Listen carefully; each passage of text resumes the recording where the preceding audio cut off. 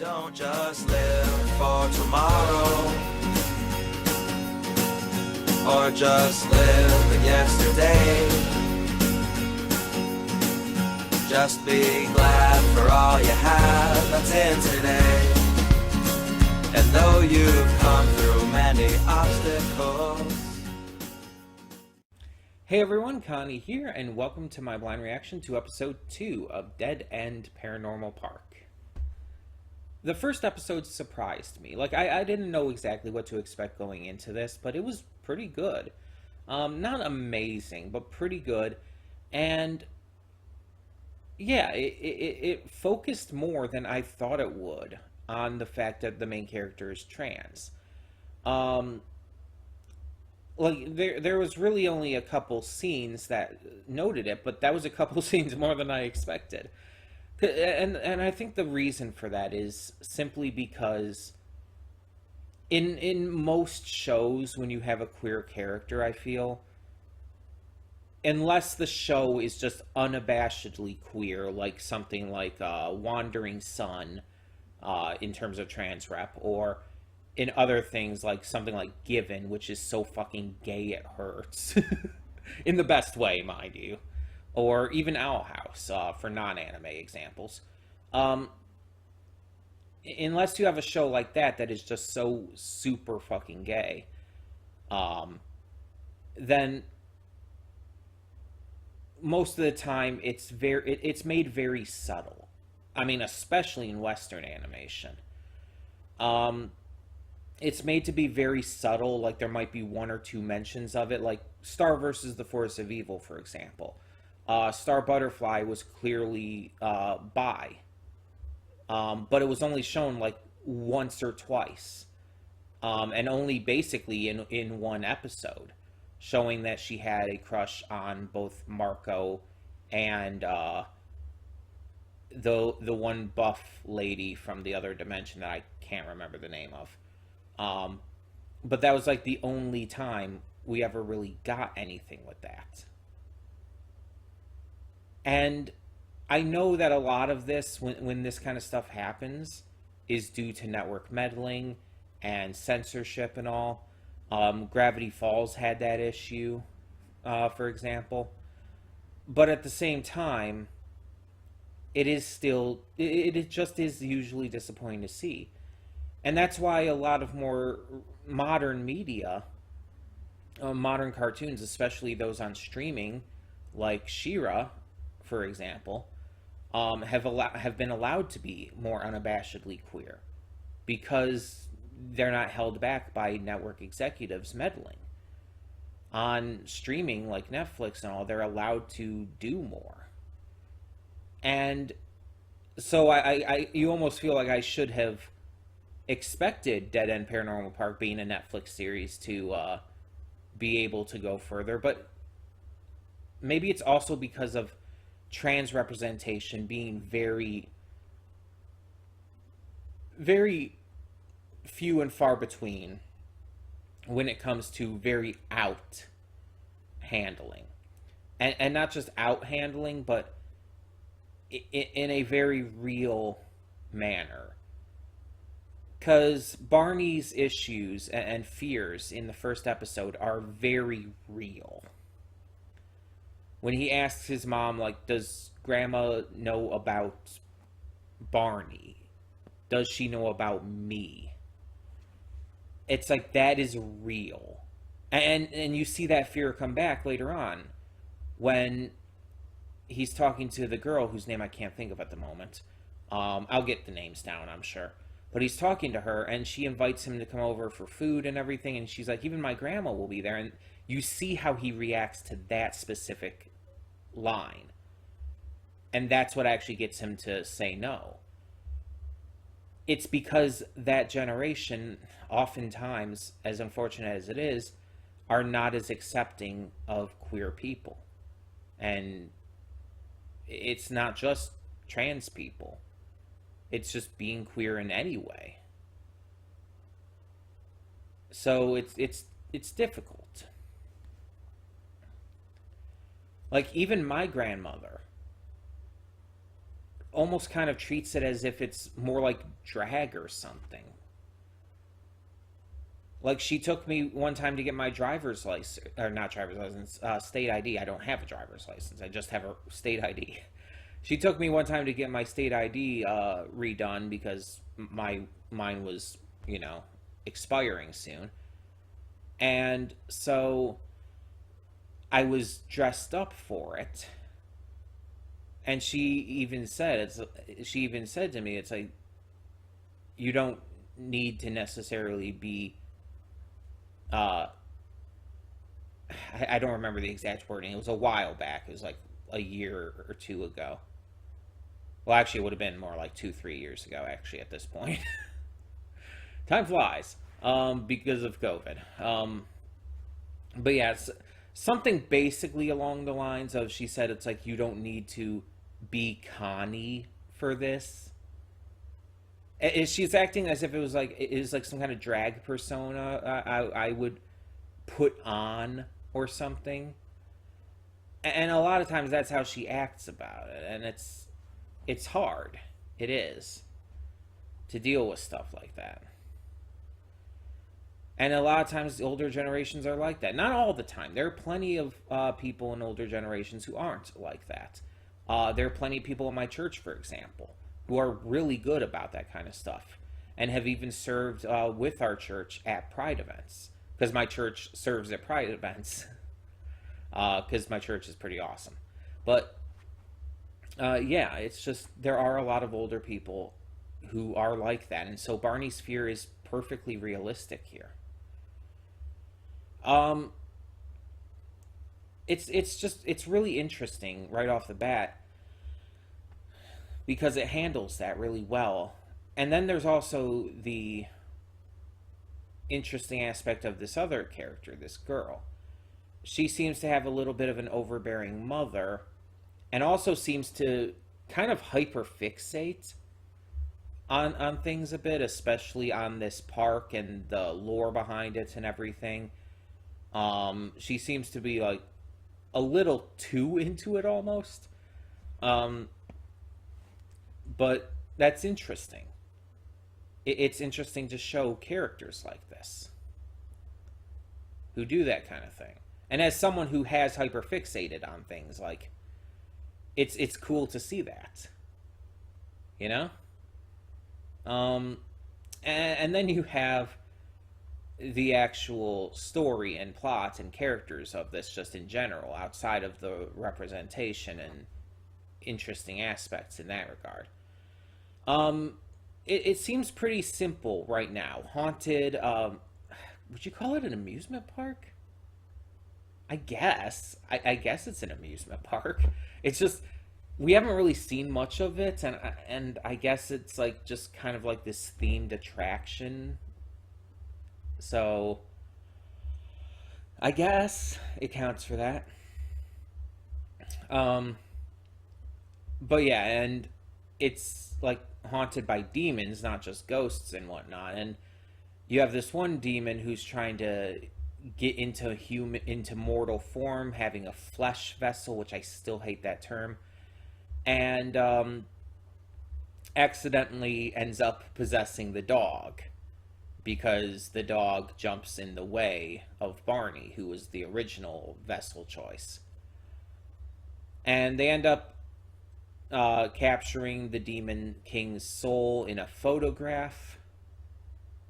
And the dog can still talk, though, because apparently a tiny bit of the Demon King's soul remains in the dog, and so that's why he can talk and all. That's shown at the very end. And apparently both of them get the job, but by that they're basically working with this little demon kid who is voiced by Emily Osment, which I still think is pretty fucking neat. And I genuinely use the word neat there. Like, that is just really cool. That's fun. As I said last time, it's like, I know her from like Hannah Montana and Spy Kids, and it's like, it's been so long since I've seen her in anything. So it's really neat. I've seen her brother. I've seen Haley Joel Osment and stuff. He was in The Boys, for example. but I haven't seen her in a long time. And so even if it's just a voice here, and yeah, going back on it, you cannot tell that that's her. She is definitely doing a voice. Um, but yeah, that's it's wild. Really, really neat though. I really like that. And her character, the little demon child, is interesting. Um, pretty high energy, hyperactive, and a little off the rails. It's like I love their first reaction to like, oh, how are we gonna get the Demon King's soul out of the dog? It's like we gotta kill him. Just the way she said it too. It's like the way they said it is just so like over the top, but in a really funny way. Um, and I think it works. Um, so yeah, I did really enjoy the first episode. There's an interesting plot here, an interesting idea, and some good representation. So hopefully all of that continues. I don't know what to expect going forward with this. I haven't seen any spoilers. A YouTuber I watch has put up a reaction to the series. Like, he does this series called Trying to Stan. His name is Bill, by the way. He does this series called Trying to Stan, and he did one for this series. He did the entire thing. I only watched the portion of the video for episode 1, of course. But this is very much in his wheelhouse. Like, he's very queer positive, like extremely so. He's very mental health positive, and I could believe that this series could go into stuff like that. Um, and he has gotten into a lot of stuff like the Owl House and Amphibia and all. So I could very much see this being his thing as well.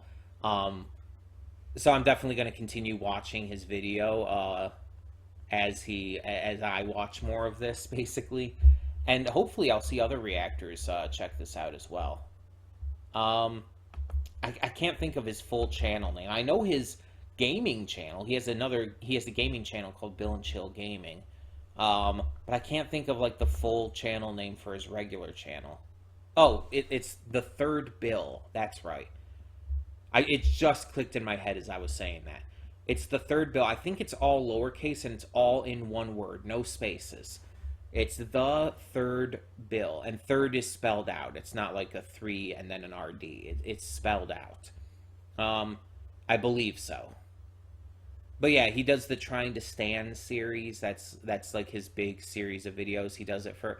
He started out with music, I believe, but then he kind of moved into animation and all, among other things, I think too. Um, and yeah, he's really fun. He's a really nice guy. He gets really emotional, and he's just a really he's chill. He's very chill. He has good vibes. He's always like pushing for mental health and support numbers. He'll always share all these different like support numbers for those who need them. He's really cool. His gaming stuff, it depends on the game. Some stuff can just be a little. Maybe the game's just not right for him, but some games like are really fun for him to watch him play and all. Either way, I'm getting a little off track here. Uh, yeah, I'm definitely hoping that this series ends up being really good, and I'm hoping it doesn't end up being another situation like Glitch Techs, where we get like a season or two and then it's just forgotten about. Because I'm still sour about that. Like I'm probably always going to be sour about that, unless we actually do get a final, a third and possibly final season, or even a movie follow up. Until we get something more, I'm going to be sour about that. Because that series was so fucking good, and it deserves more attention and love than it got, and it deserves to be finished. You know, it does always bother me when shows or whatnot or even like series on YouTube are never ended up being finished, but more so when you're not given explanation for them not being finished. Because like if someone stops doing like a series on YouTube or something, as long as they give a reason, okay. But that's not the case with a lot of them. I've seen a lot of like Let's Plays, for example, where people just stop and you never know why. No one ever says anything. It's never explained why they stopped playing. And I've seen reaction series do the same thing, and they never explain it. That's why I go through so much effort to tell you guys why I'm dropping a series when I do. I make sure that there is reasons. Sometimes the reasons haven't been the best, but there always is reasons. I don't just drop it randomly and not tell you guys. I will always tell you guys if I'm dropping a series. So yeah. We will just hope for the best with this. Excuse me. And get right into it. So when the screen fades to black, pause this redirect and go to the description below. Follow the link to the reaction, and after you watch it, come back here to the redirect and resume play. Because after it fades to black and then fades back in, everything from that point forward will be my afterthoughts and will contain spoilers to the episode. So, that being said, thank you so much for tuning in, and I will see you at the reaction. And we are back, and we'll begin with spoilers in 3, 2, 1, now. So, I found out that Patrick Stump voices Josh. He's the blonde guy who, the blonde co-worker for them who has the pink hat that's turned backwards, always on his phone. Yeah, it's just, I guess I did not realize, because he had like 1 or 2 lines in the entire episode. But yeah. Patrick Stump, you might remember, was in Star vs. the Forces of Evil as ReDirect. But he's also obviously known for being the lead singer and frontman of Fall Out Boy. So, yeah, pretty well-known person. I don't know if he's done other voice work, but that's fun that he's in this. I wonder how big of a role Josh as a character will have. This was a good episode, though. I really enjoyed this. So we get to see the first day at the park and get a good amount of important info, I feel. The park is still running. That was something that was not made clear with the first episode. The first episode made it seem like it wasn't, like it had been run down and everything. But it wasn't. Male person. But it wasn't entirely clear. It could have really gone either way, because they went like to apply for the job and everything, like in the late evening, and it's like I feel like an amusement park would still be open then, but I guess maybe that this episode was maybe opening day. I don't know. I don't think they said whether it was or not, because I don't think they would be closed otherwise at that time of day. Usually amusement parks go until a little later than that. But yeah, so this episode was pretty interesting. We had zombie mascot suits, which is a very interesting idea. And seeing that they just wanted to meet and greet. And apparently it wasn't ghosts, or they weren't like possessed or anything. Not in the normal sense. It seemed to be like residual energy from the Demon King or something like that, because it seems like this is something the Demon King's done before, like with suits of armor and stuff. So that has something to do with it. Maybe it's the part of the Demon King that's in Pugsley. That could be possible. But yeah, we get to see that the park is open, and we get to see other employees. Badia and Logan are the 2 more notable ones. Barney has clearly a very huge fucking crush on Logan. Like, that much is very obvious. He does not even hide that fact. And Badia is more just kind of there to like introduce things and everything at the moment. She'll probably become maybe more important later on, or we'll get to learn more about her later on. Um, but yeah, we get to continue to see um, Barney just struggling to be himself and deal with a lot of more personal issues. Um, which is good, and I like that, especially like when he talks about like the issues with being trans and all, and why he's choosing to stay in the park overnight for the moment.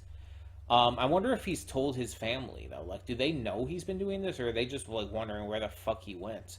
Um, but then we have Norma, who's just geeking out over the entire park all the time and giving a tour of everything, which is pretty funny.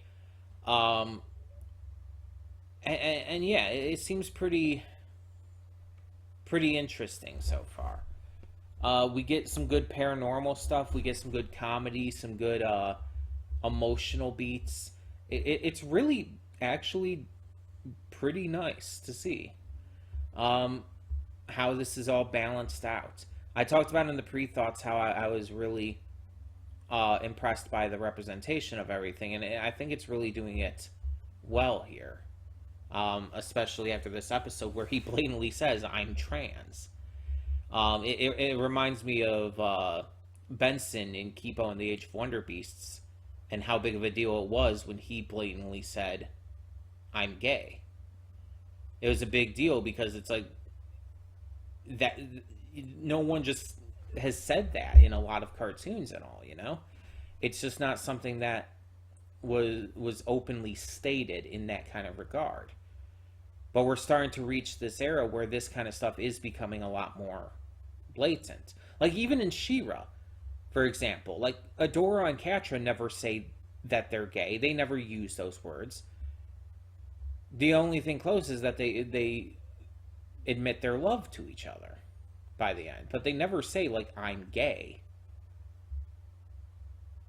And for the writing, they never really needed to, but it is kind of important to show that kind of thing and to really display that in a public way like that.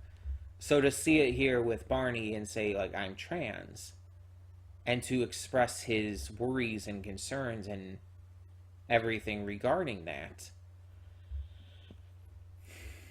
it's important. It's really important. And as a trans person myself, it matters. And I like that I like right away that Norma isn't judgmental of that, or isn't, or has no problems with it whatsoever. She's just like, no, I just meant like, do you really want Courtney as a roommate? And it's like, don't touch my dead flag collection, don't touch my live flag collection, or my stamps. Yeah, it's just, I like that it was just very natural in how it was handled, and there was no judgmentalness. I worded that weird. There was no judginess. There was no issues there. But it's made clear that there are still issues. Excuse me. That there are issues in Barney's life that he has to deal with, such as with his grandmother and all, which was definitely alluded to in the first episode too. We also see in this, like as I mentioned, with his crush on Logan, Barney is also queer in terms of his orientation. I don't know if he's gay or bi or pan, but he is interested in other guys. Very interested when it comes to Logan. Like, again, it was super obvious how into him he was. Just really like smitten by him. Which, hey, I mean, I've experienced that too. I've definitely experienced like just having a crush on someone because I thought they were attractive. It, it it's I think a very realistic thing that people go through. I've gone through it like since high school years and definitely into more modern times. Um, it does happen. And a crush doesn't necessarily mean real love or anything. It's just a crush, but there could be something there. I mean, we don't know if Logan is queer, so we can't just assume there could be like an actual relationship blooming, but hopefully there is. I would love to see that.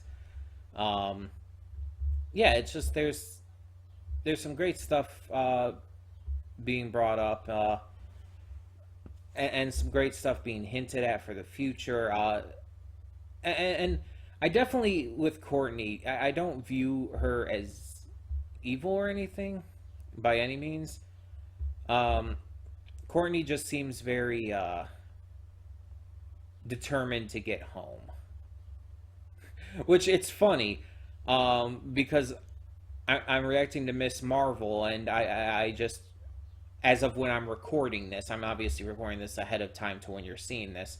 But as of when I'm recording this, I just recently, just this week, had recorded episode 3 of Miss Marvel, and I said the same thing about the Jinn in that, saying that they're not. I don't think they're entirely evil. They just really are that determined to get home that they're willing to do evil things. Um, so it's funny that I'm kind of thinking that about two different shows right now with characters in them. That's fun. um, yeah, I see a lot of great potential with this series. I don't think it's going to be as good in just general quality and everything as like something like Owl House, but with the amount of amazing representation it's giving and the interesting story, I think it's still going to be very good. There's 10 episodes currently. I don't know if there's plans for more coming in the future, but we'll see. And if there is more, we'll probably get to them because I'm enjoying this that much that we'll probably get through this no problem. um, but as always, tell me in the comments below, what did you think of episode 2 of Dead End Paranormal Park? And for now, I'm Connie and I'm signing off. See y'all next time.